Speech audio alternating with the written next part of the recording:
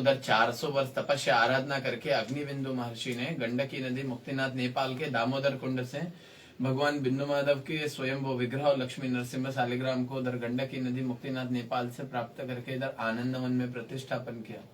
इधर काशी का पहला नाम है आनंदवन, दूसरा काशी, तीसरा 80 वर्ण और मध्य, 80 नदी और वरुणा नदी के मध्य में बीच में रहते वाराणसी, और मुगल काल में बनारस, ऐसे 4 नामों से जानते हैं। यहाँ पर लाकर के अग्निबिंदु ऋषि ने विग्रह का प्रतिष्ठापन किया, इसीलिए अग्निबिंदु का बिंदु और विष्णु का नाम माधव, दोनों को मिला के इनका नाम बिंदु माधव। जैसे काशी में बिंदु माधव, ऐसे प्रयाग में वेणी माधव, रामेश्वरम सेतु माधव, श्रीरंगम श्री रंगनाथ स्वामी सुंदर माधव, पीटिकापुरम दत्ता क्षेत्र काकीनाडा कुंती माधव, पंचमाधव क्षेत्र पंचमाधव प्रतिष्ठा।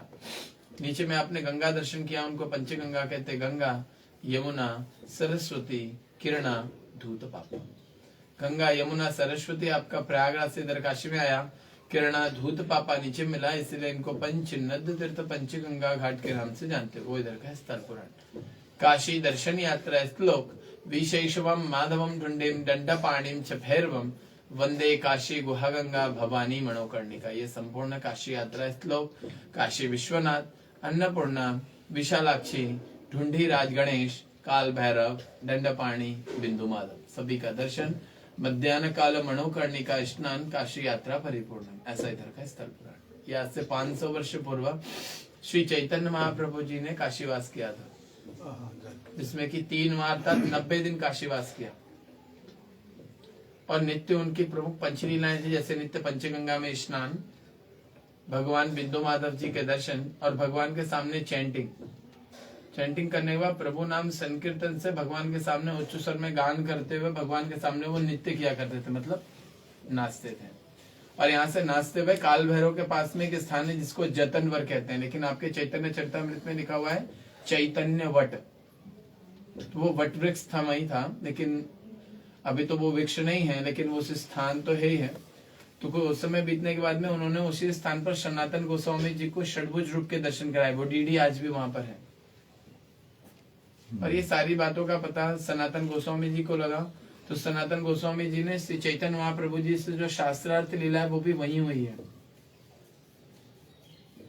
और वहीं से मुश्किल से 10 कदम आगे बढ़ने पर तपन मिश्र जी का घर है, जाने थे वो भिक्षाटन प्रसाद लीला करने जाते थे।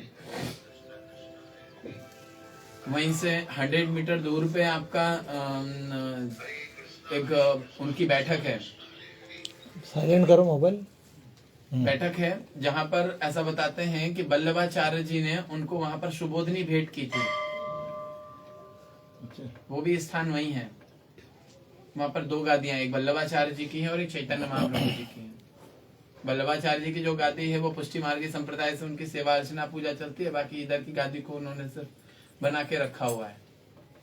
ये सभी लीला करने के बाद में अंततोगत्वा 3 माह परिपूर्ण होने से 1 दिन पूर्व उन्होंने भगवान बिंदु माधव को अपने सर्वेश्वर अर्थात गुरु रूप में स्वीकार किया श्री चैतन्य महाप्रभु जी ने। ये सारी लीलाएं हुई हैं उस काल में। परिवर्तन सिर्फ इतना है कि उस समय ये विग्रह धर हुआ करता था, ये 1669 में औरंगजेब ने पूरे मंदिर को डिस्ट्रॉय कर दिया, और ये 72 में शिवाजी महाराज ने दोबारा इस मंदिर का निर्माण करके पुनः यहाँ पर विग्रह प्रतिष्ठापन किया। तोड़े थे मूर्ति कहाँ था? तोड़ दिया उधर औरंगजेब, तो यही है, उस टाइम लिया है क्या उठा के? हाँ, यहाँ नहीं ले आया, वो नीचे पंचगंगा। हेलो जी, हाँ हाँ,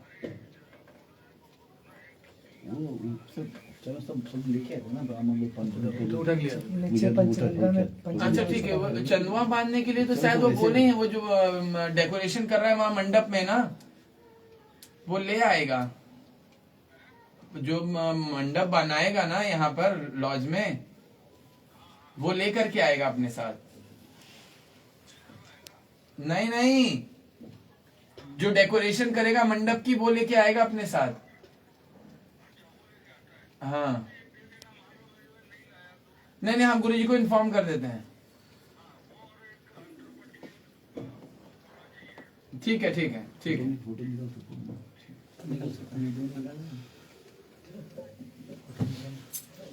फोटो फोटो निकाल सकते हैं। विग्रह प्रभु अच्छा बोलिए बोलिए फिर क्या आगे पंचगंगा में फिर आगे क्या 3 साल के लिए उसमें जो भी तत्कालीन पुजारी थे उन्होंने विग्रह का संरक्षण करने के लिए 3 साल तक इस पूरे विग्रह को नीचे पंचगंगा में छिपा दिया था। ये गंगा में जी।